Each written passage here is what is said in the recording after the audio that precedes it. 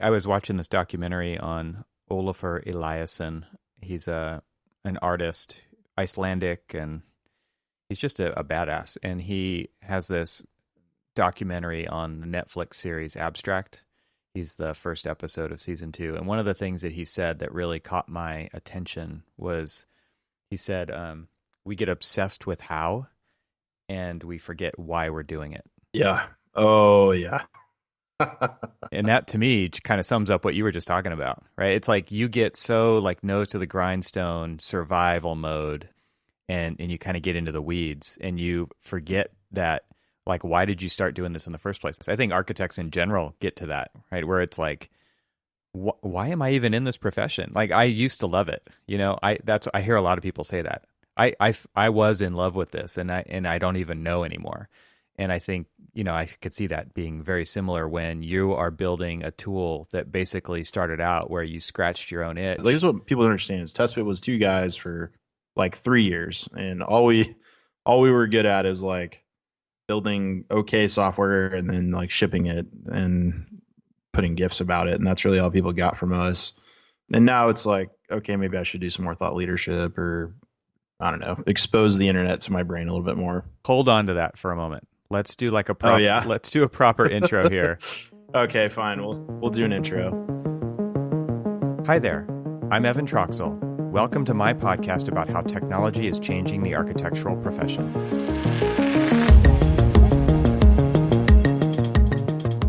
Clifton Harness, welcome to the show. Hey. Nice to have you here.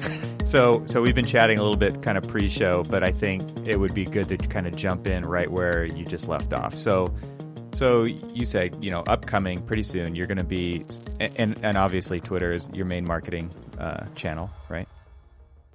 So I can talk a little bit about why I post things where, maybe. Okay, yeah, that would be good. And then talk about kind of where you're headed with some near-term things that you're working on and what we can expect to see from you coming out of that. So real quick, Sure. TestFit is a building configurator tool mainly based on multifamily housing that Clifton and one other partner started, lived off for 3 years, and have recently raised some funding to expand that tool into other markets and do all kinds of other things. This really isn't a show about Clifton and interview style or anything. It's more of a conversation about technology and architecture and kind of the intersection of those things. So back to Twitter. Where are you going? Where are you going with Twitter? So look,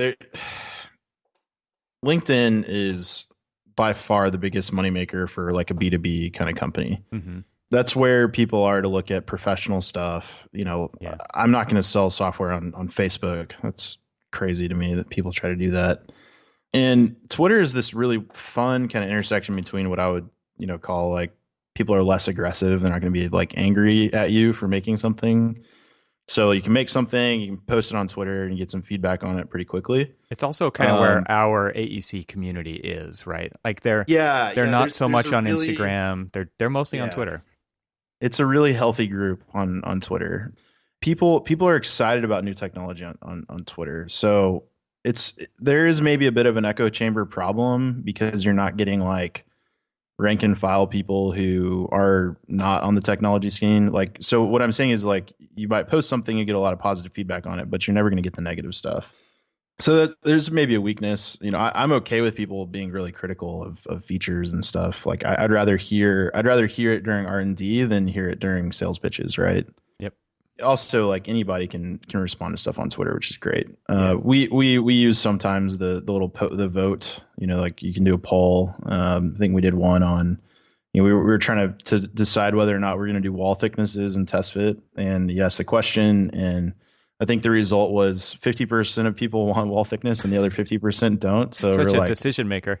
Yeah, we're like, oh, this is great. We can make an informed decision now. Nope. It's also a great place where you can actually post GIFs, right? Yeah, GIFs. We love GIFs, and they're kind of got the attention span for millennials that we need. Right. 10, 30 seconds gets the point across, and it doesn't require them to read, which some people like to get down in the dirt and kind of read a bunch and write white papers, and we just haven't really found that to be, it's getting the more and more academics that start to get turned on to test fit, the more we probably need to start explaining things a little better. But Right.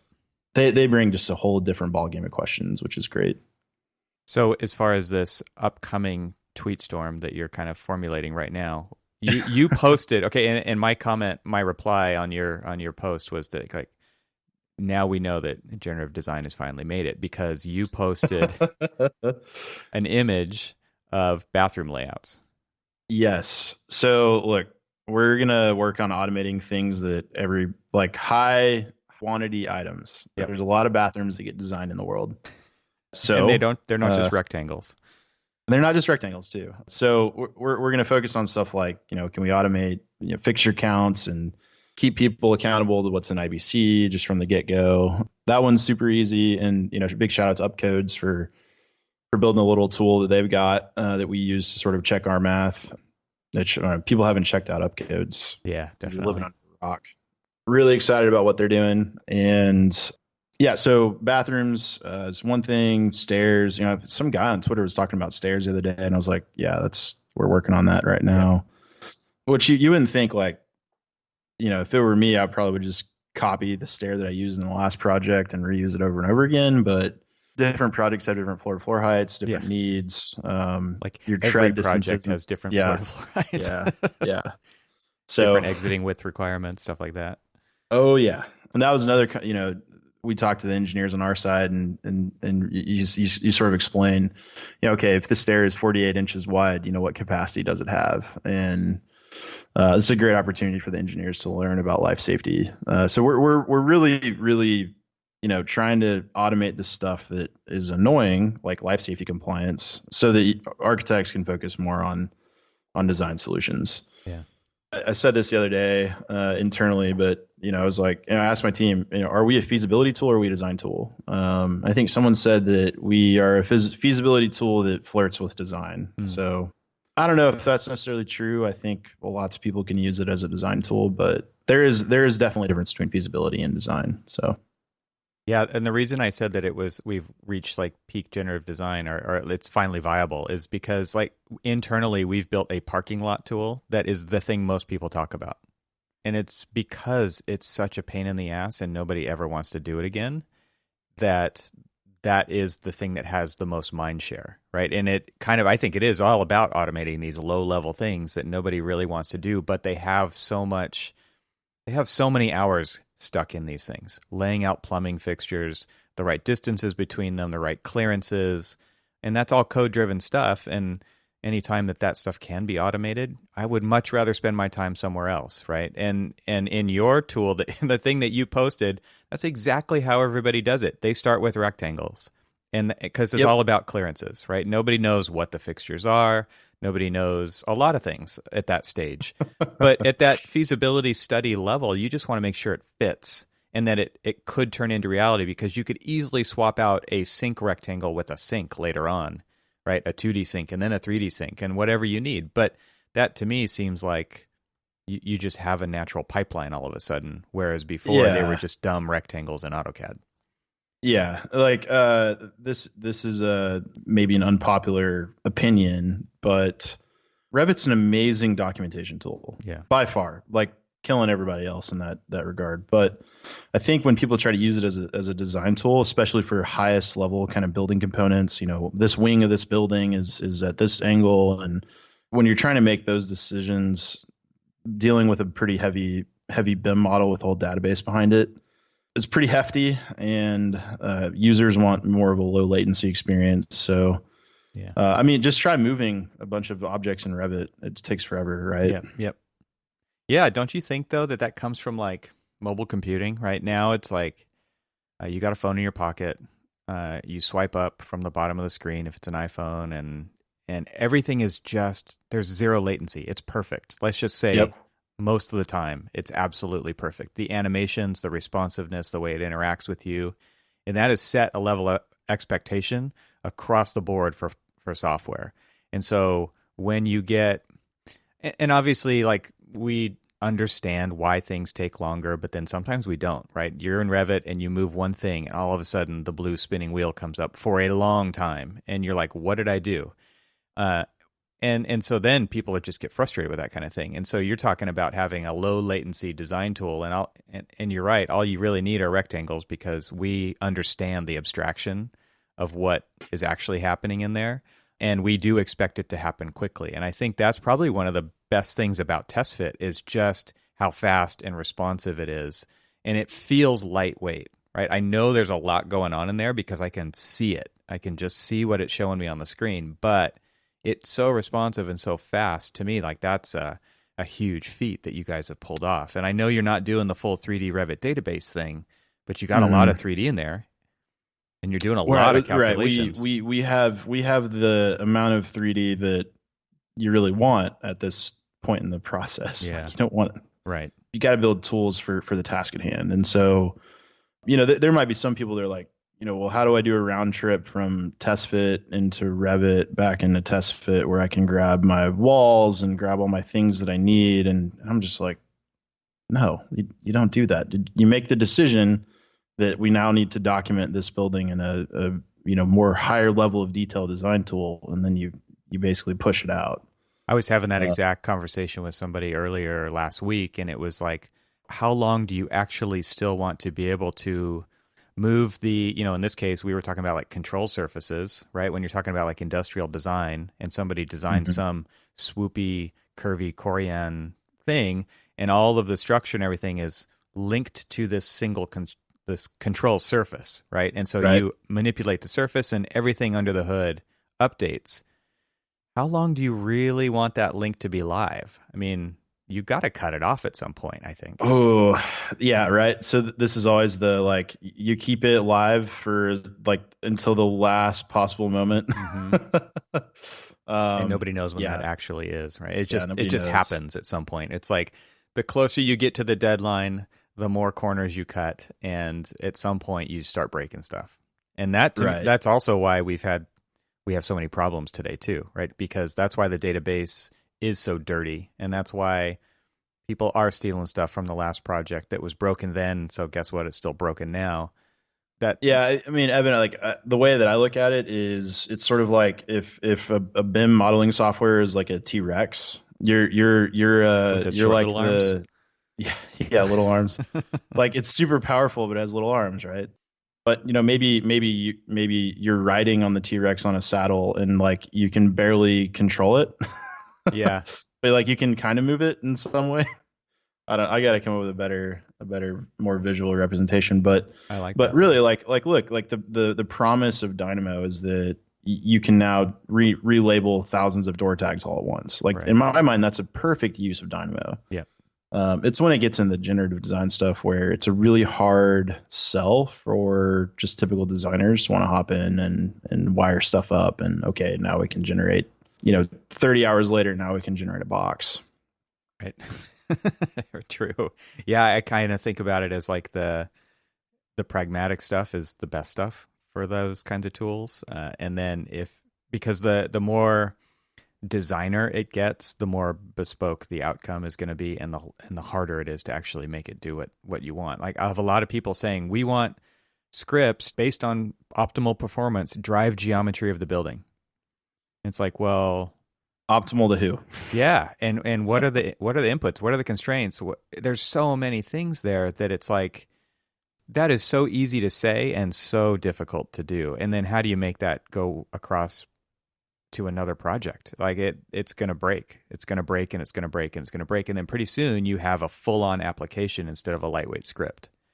So instead of solving the problem for a lot of projects, you end up solving it individually, which is right back where we're at. And so, capital A architecture is really designed for the 1%, which is funded by the 1%. And if we aren't willing to kind of step back from that as a profession and say, how do we make architecture for the other 90% or the 99%, and give up some of that bespokeness of the capital D design and architecture, how are we actually going to change the world? You can't really do it one building one glass tower at a time. On that note, I don't know if it really helps the 1% argument, but we've got a customer in Austin. He's Real estate developer. He's been in the industry for 30 years, and he's a whiz at financial modeling. He's got a pretty small shop. They're pretty efficient. They'll do maybe 300 or 400,000 feet a year. But we trained him, and he just sort of made a comment like, I've been in this industry for multifamily industry for 25 years. I've never drawn my own site plan until today.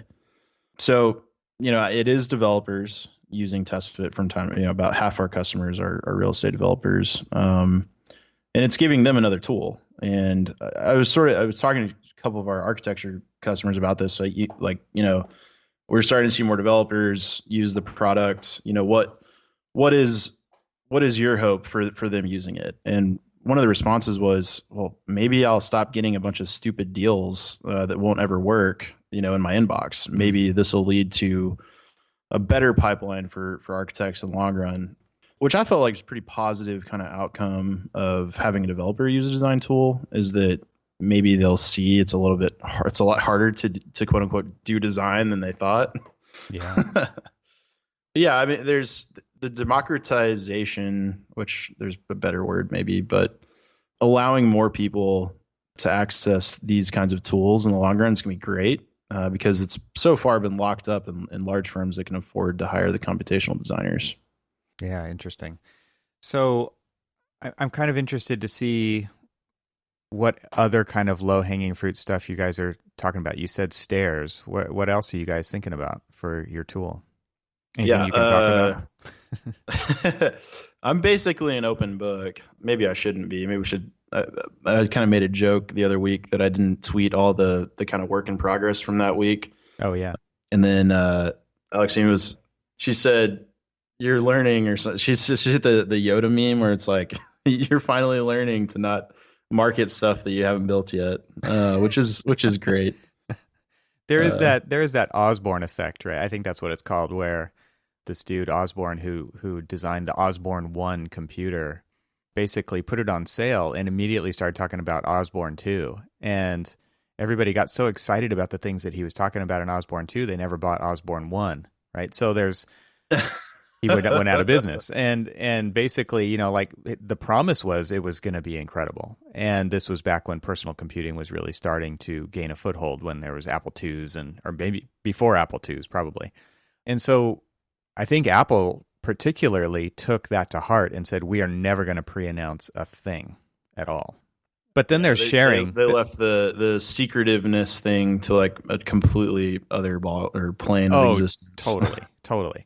Yeah. And then there's other companies that have vaporware all the time, right? There's Google does it, Microsoft does it. I'm just talking about some big companies here. They do it all the time. And they talk about the promise of these things, like this voice control AI thing where you can have it order dinner for you at a restaurant. It can understand what other people are talking. And they basically talked about it like it was an actual thing. And then it just never came out. Right. So there's kind of a balance there. But I actually, with your company and your guys' style, I actually kind of appreciate that you just show what you're working on. And I've always appreciated people who show their work. I think about it kind of like a chef, and you talk about like upcoming features and things like that, where there's companies who don't, because they're concerned that some competitor might come along and do a thing that they're doing. But we all know that's really hard, right? So there's not a lot of. I get really frustrated with vaporware.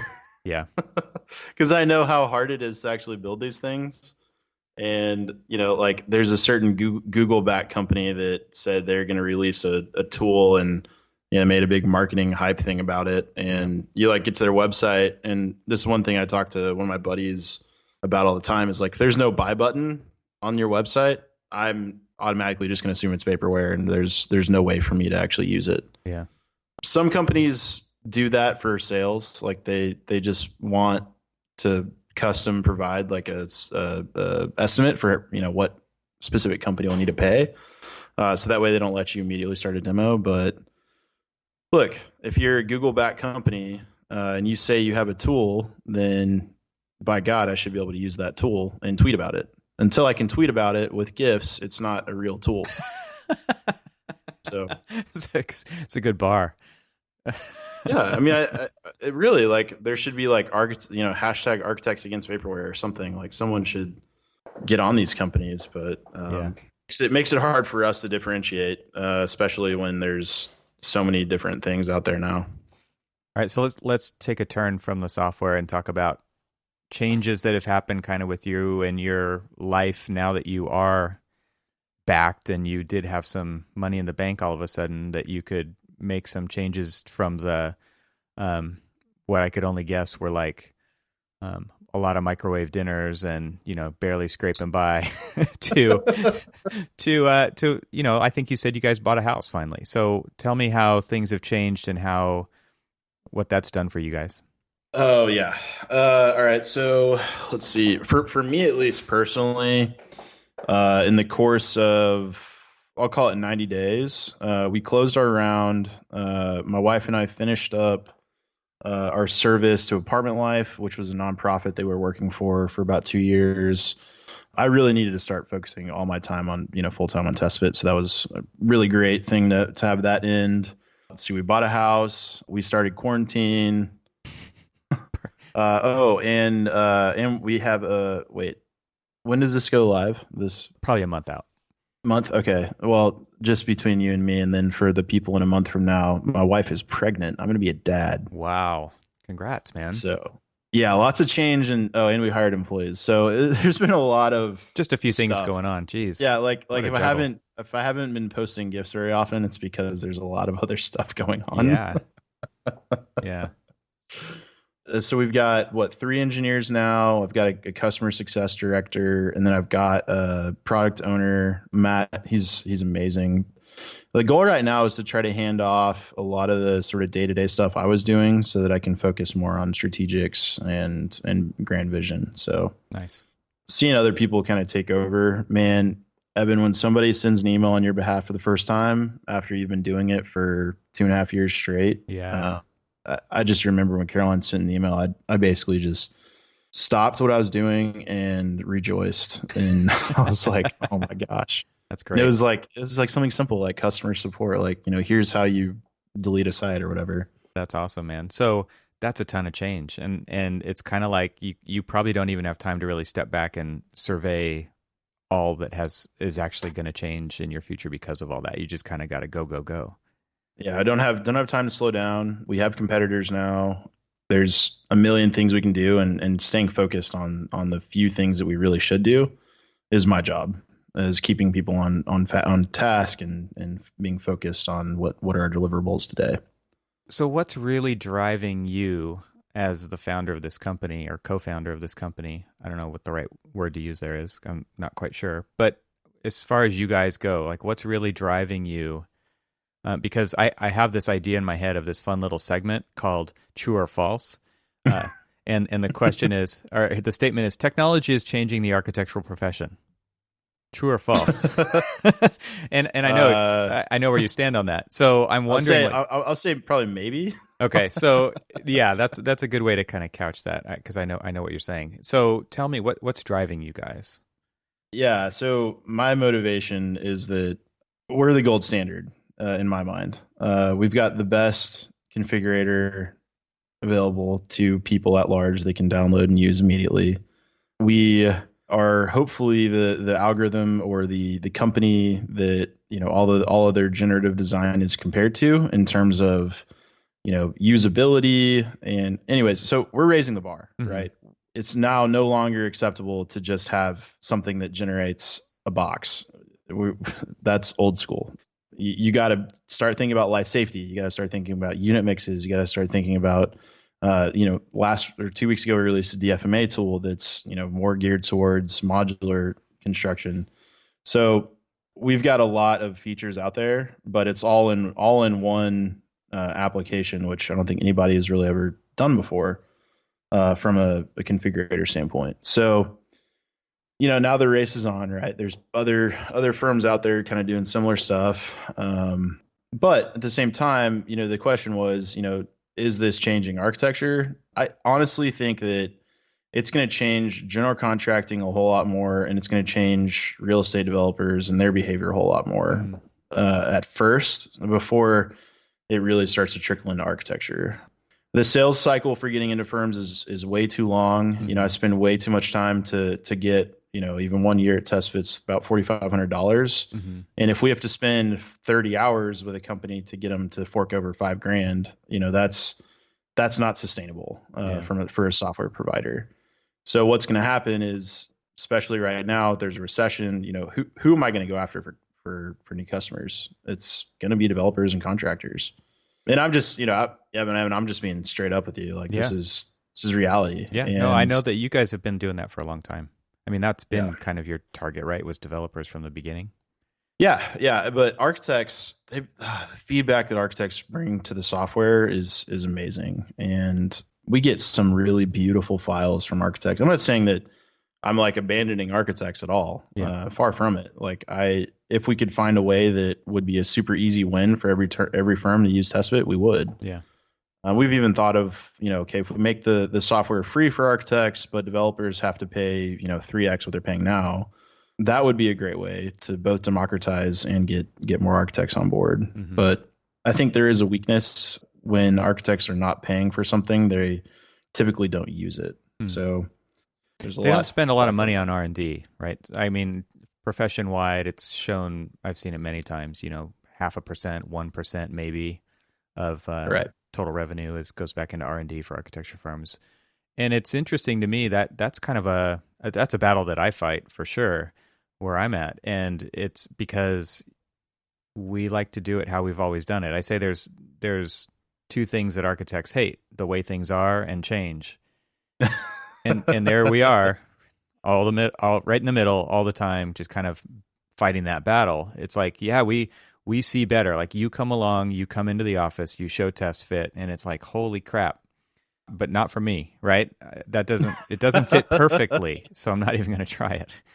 I'm fighting that battle. What happens though, Evan, if one of these startups like Katera, who's got billions, or I guess they've raised billions or something, what if they say, okay, architecture, you're done. Like the only thing that architects get to do is facade design. Yeah, I was actually at a tech conference in LA. I could just take the train over there, and there was a guy from Katera presenting, and they talked about all their CLT stuff and their plant in Tracy, California, and what they were doing with it. And they basically came up with this giant cross-laminated timber panel that they could then subdivide into 4 pieces, and then that became a module which they designed around. So they designed a thing they could produce in mass and then cut it down so that it could be shippable. And now that becomes the design module for a lot of their projects. And at the end of the presentation, one of the questions from the audience was, where do architects fit into this? So there's this guy raising his hand, and where do architects fit into this? And the guy giving the presentation is an architect, and he knew his audience. But and it was pretty funny because he did kind of navigate his way around that question. But the answer really was, we don't care. We don't really care about architects, right? That's why we're doing it all ourselves. Because I think the writing has been on the wall for a long time. The only reason people use architects, for the most part, I'm generalizing here, is because they need a building permit with a stamp. They need a stamped set of drawings to get a building permit by an architect or an engineer. If the people paying for buildings did not have to use an architect, do you think they would? That's a great question. Okay, so I have anecdotal evidence on that one. Talking to, he's an older gentleman, maybe in his 50s, maybe 60s, out in California. He worked as a developer for a long time, and he's now retired. And he was generous enough to give me 3 hours of his time. Because what I'm really interested in is the value that we create at TestFit, or an architect at the very beginning, like the feasibility study, is the value that there's now something that the development community can relate to. Like, we've generated a product that they can now go figure out how to sell it. And, I think he said, yeah, like the fact that you can generate the thing that have a product for us to go look at and sell is critically important. It's something that we wouldn't be able to do on our own. Because, they can do the financial model pretty easily in Excel. They can do all these other things. They can look at land and they can have an idea for it. But it's creating the vision for that land that really the architecture community gets behind and creates. So I don't know. Like, I've worked at Streetlights Residential is a kind of vertically integrated firm where we were doing architecture, design, we were doing construction, doing general contracting, doing the development, and we still subcontracted out CDs to another firm, and we didn't want to do the CDs. I mean, architecture is always going to have construction documents. That's never going to go away. But I mean, I think developers are in the mood to vertically integrate because they're going to have to. And that means that the new architecture firm is going to look pretty different. It's going to look more like a master builder than anything. I could push back on that and say I don't think that architects really need to do documentation. I think that that's not where their value is. I don't think they're ever going to outdraft a general contractor or a construction outfit. And I think that the big push that I've seen with automation is to automate as much of the drawing as possible, right? I mean, people spend more of their time modeling than drawing, and maybe to you that means the same thing. Is that what you're talking about? I mean, I think a little bit, but remember, 50% of firms have not adopted BIM in the U.S. Right. So, you've got a whole problem of people just being happy making money selling hours, and right. And then the software providers like AutoCAD or Autodesk providing AutoCAD, they're still going to make their annual kind of maintenance fee on that. They don't want that well to dry up. Yeah, it's a big deal. You don't want to just like throw away your cash cow for no reason. So you're gonna have to show, like, I think if you're a 2D CAD firm, TestFit would be a hell of a gateway drug to get you into BIM. Yeah. So I mean, I've seen some firms convert, but if you're not doing it with conviction, you're not going to do it right. Yeah, interesting. I mean, I think you're right. I'm shooting towards one small piece of the target versus the bigger picture. Really is that is the meat of the business, is in the service side, the drawing side. But I kind of go back to the idea that other professionals out there who are paying for the buildings to be built would prefer not to have an architect do it, because that's wasted money, right? They're getting a set of drawings, they're not getting a building. And I'm generalizing with that because I don't think that's what architecture really is, but I think a lot of people think that's what architecture is. It's just a means to an end. Where that whole system of not needing an architect falls apart is when you actually need a guy to explain. It's like poetry. Like, you could create a poetry generator, but it's not going to be a great poem until you have somebody sort of set it up and structure it in a way. Mm-hmm. So like, think through design school, right? My first thing is, okay, I got my site. What is the arrival like here? There are things that designers do that, an algorithm is going to be completely incapable of doing. Yeah. Yeah. It's more of the experiential stuff that you're talking about. Yeah. You're still like, look, societal problems that architecture solves. Geez, right. That's never going to go away. And my key point there is, whenever I talk about that, is go look at Hundredfold Studio up in Montana, where they're working on projects. They're like probably the only nonprofit architecture firm, 501c3 that I know of, and the work that they work on is like, how do we make a clinic in Nigeria for people to come in and get a checkup? And they've got very different design constraints than you would have here. And they're able to democratize design in a way that the least of these can still access.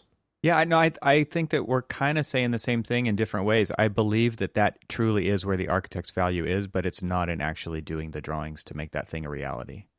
So I feel like we could get a lion's share of that design intent, the design value kind of work, if we were to reposition ourselves away from doing the drawings part of it.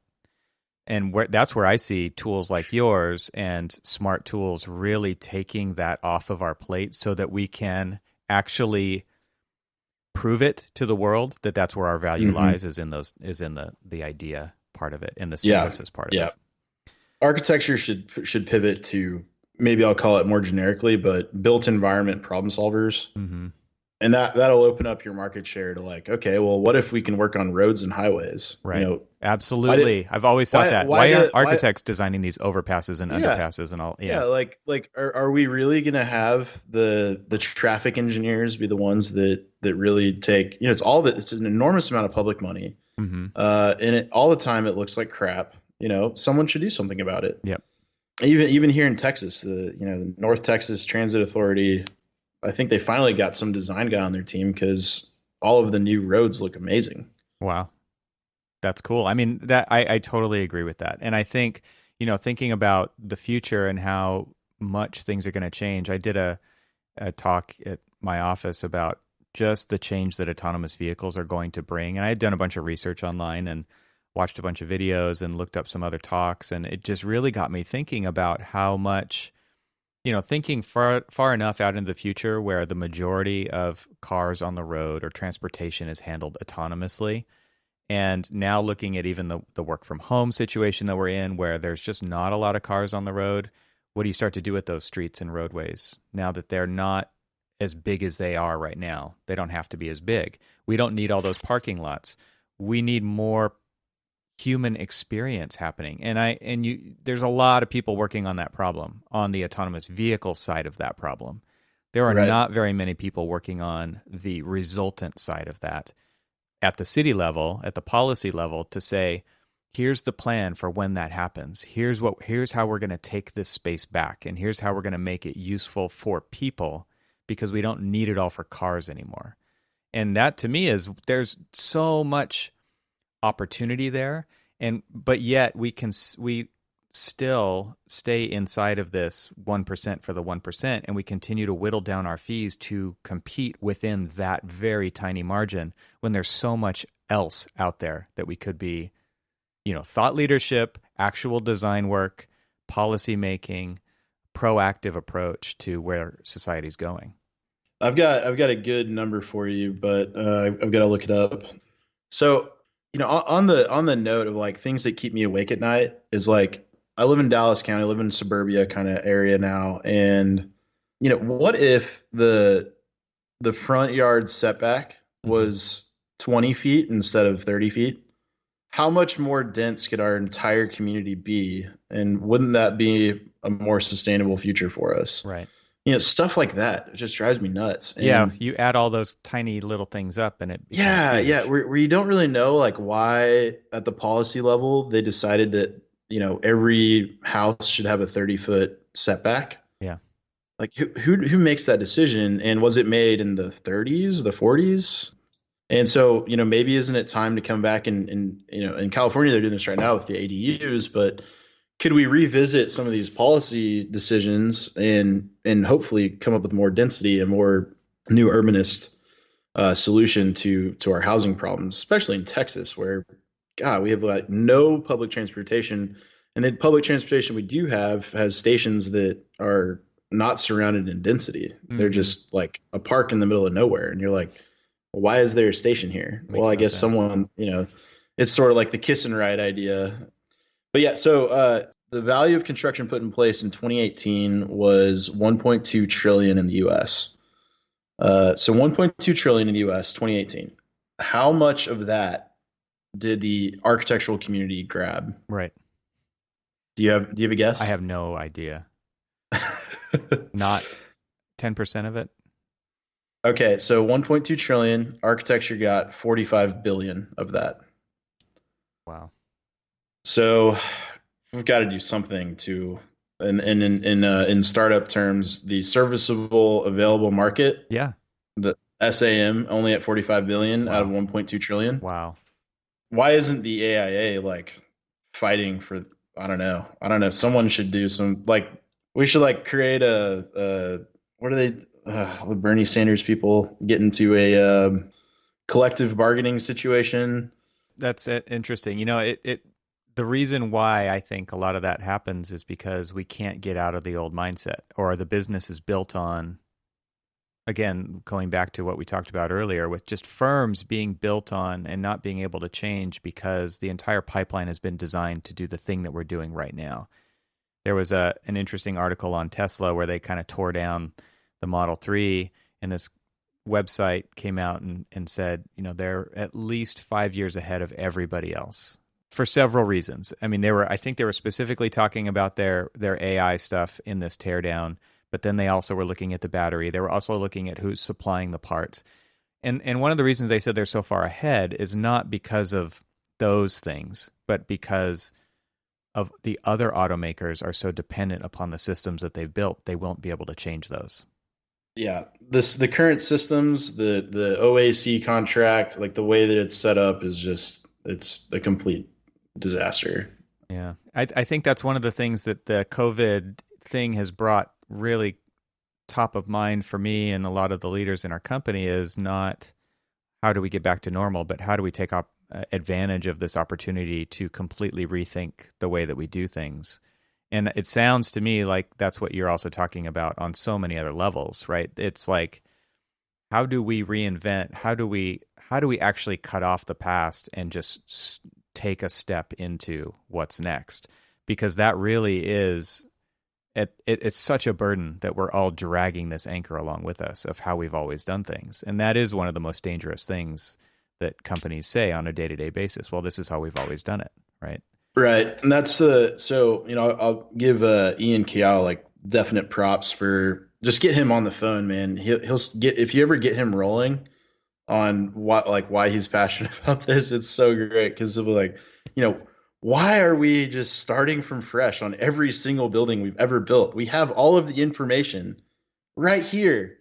It's the same building. It's 90% of the last building we did. Why can't we just grab that intelligence and reuse it over and over again? Right. And that's, I'm going to probably copy him moving forward because like he's totally right. Yep. If you look at TestFit, what we did was we captured my design intelligence and put it into an algorithm. And now TestFit, I'll comfortably say, a million apartment units, not buildings, a million apartment units have been generated by real users in our software. And, TestFit is now, you could say, the most experienced planner in the country when it comes to multifamily buildings. So, I mean, it's just the value of like pouring that information that we knew how to design something in the past. So let's just embed it into technology and into rules. Yeah. And as more companies like us do this, architecture is going to have to pivot, way faster. I'm just amazed at what one of my engineers can do in a week. Yeah, that's awesome. That's awesome to hear. So as far as like kind of getting to retooling the profession, retooling the future on many different scales, what are you seeing personally that, or what's something that you do personally, like some kind of, I don't know, do you have a personal hack or a personal system that you employ to help yourself perform better, your company, tech, analog, digital, physical, it doesn't really matter. I'm just kind of looking for like, what's a little secret recipe that Clifton you use to do things? Like you're doing a lot. How are you doing it? Get good people on your team. Use Slack for one. If you're not in Slack or any kind of work from home app right now, you're gonna have a hard time. But really, it's the guys on our team that are really helpful, and it's the customers that we have that give us feedback all the time. My source of truth is my customers, and I'm really motivated when they send me an email saying, hey, just like this morning, some guy couldn't solve a site that was more than 15 acres. That lights a fire under me to get stuff done. But I will say that, while I wish I had some grand plan sort of written out, I have not that. I have a tech tree that sort of has like ideas about where we should go. And then whenever customers sort of respond to those ideas positively, I kind of just have a mental note as what features we should work on next. It gets a little mental upvote there. Yeah. Oh yeah. Lots of mental upvotes. But we don't have release cycles that we have to hit. We don't have any of this kind of stuff. We're going to ship products when the software is really ready for people to use it. And we're in it's a creative process at TestFit, right? Like there's not going to be any one way that you should generate a parking garage. So we might need to go through 5 or 10 iterations of that before it's really ready for customers to use it. Seems to me like there's some opportunity for kind of capturing that across the board and using that to drive the next versions, or like Ian's trying to do over there at Hypar, where it's never start with a blank page. Here's great rules of thumb generated from all this other data that all these people are using and putting into the system so that the entire profession can get better faster. Yeah. The hard part is, how do you convince people to hand over what they consider IP? Yeah. And put it on a new platform. I mean, Ian's got his own problems you got to deal with, but like today they released, they now can do Grasshopper, So I'm super excited about how they're grabbing the computational design community. Mm-hmm. Our job at TestFit is, how do we grab just typical planners and typical people and try to get them excited about generative design? Yeah. Because there's not everybody in the world that's going to want to write a Hypar script and deploy it on Hypar. So I think really exciting is it's two American companies. They're approaching the problem from one direction. We're approaching it from the other direction. Mm-hmm. And when we meet in the middle, it's going to be great. Yeah, I agree. So who else is out there that influences you? Who you listen to? Who do you read? Ooh, right now, for sure, Dan Pink. It's like the creative age. I haven't heard of that one. I've read Drive.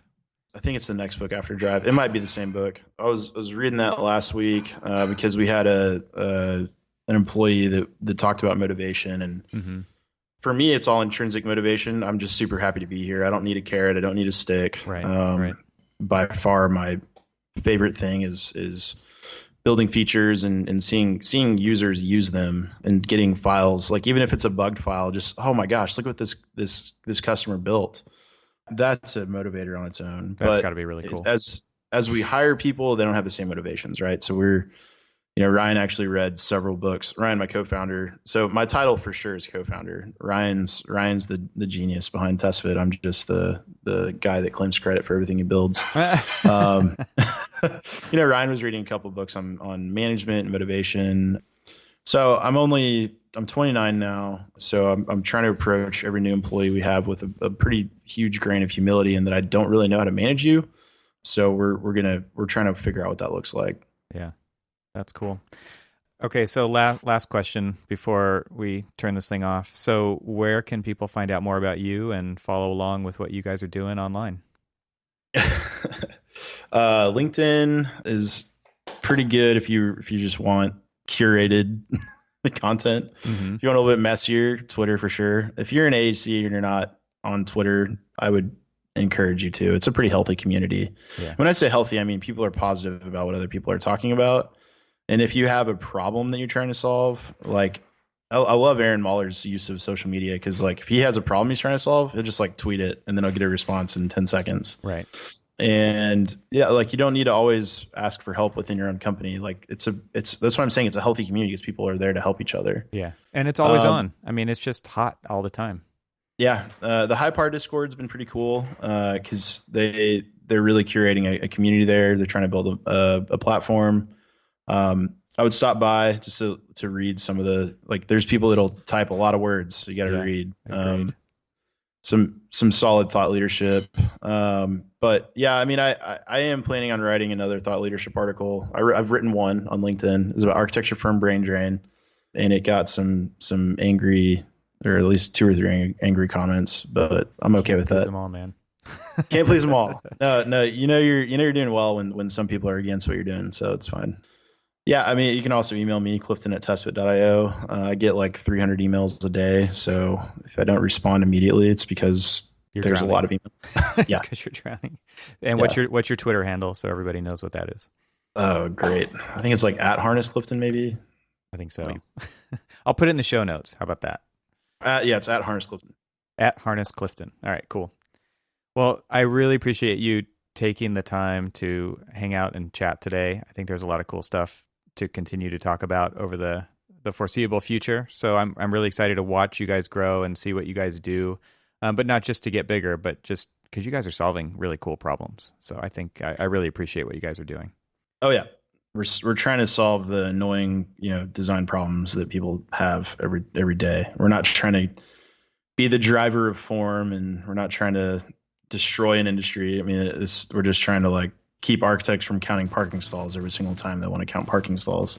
Cool, man. Well, thanks very much, and always good talking to you. Yeah, thanks for having me, Evan. Appreciate it.